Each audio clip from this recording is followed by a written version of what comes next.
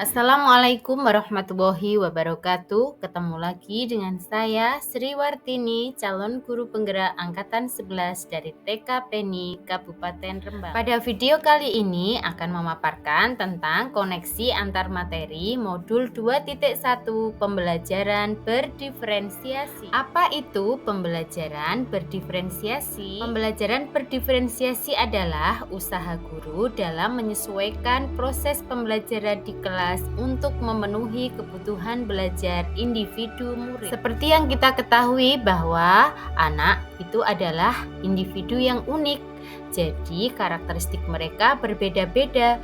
Begitu pula dengan gaya belajarnya, minat dan kesiapannya pun akan berbeda. Bagaimana cara untuk dapat melakukan pembelajaran berdiferensiasi di kelas?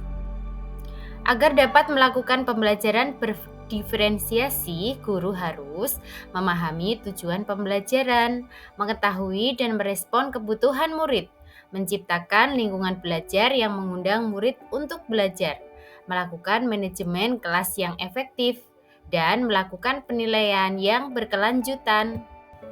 Berkaitan dengan kebutuhan belajar murid, guru harus memahami 3 aspek berikut. Yang pertama, kesiapan belajar murid atau readiness. Yang kedua, minat murid. Dan yang ketiga, profil belajar murid.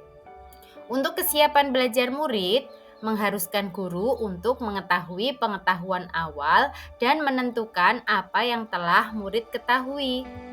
Berikutnya adalah minat murid, karena minat setiap anak berbeda. Minat merupakan salah satu motivator penting bagi murid untuk terlibat aktif dalam proses pembelajaran.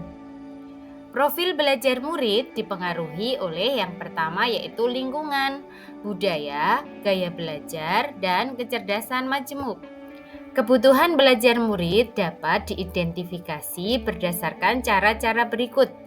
Yang pertama, mengamati perilaku murid, kemudian mengidentifikasi kebutuhan murid, mereview dan melakukan refleksi terhadap praktik pengajaran, menanyakan ke guru sebelumnya, membaca rapot murid, dan menggunakan penilaian awal.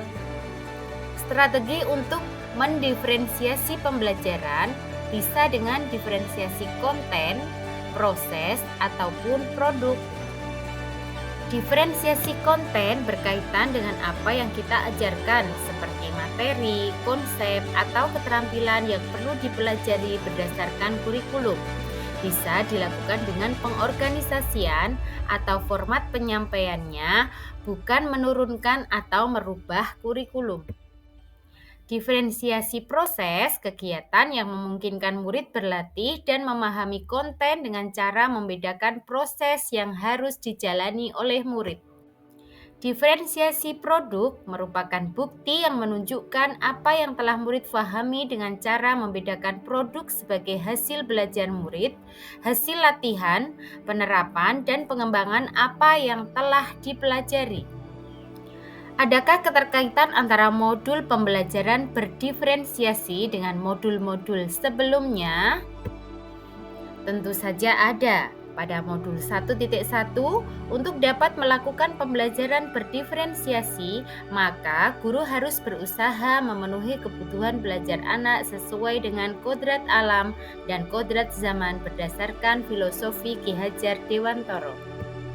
Dengan modul 1.2, dalam melakukan pembelajaran berdiferensiasi, seorang guru harus berpihak pada murid, reflektif, mandiri, dan inovatif, serta kolaboratif untuk menciptakan pembelajaran berdiferensiasi agar dapat memenuhi kebutuhan murid.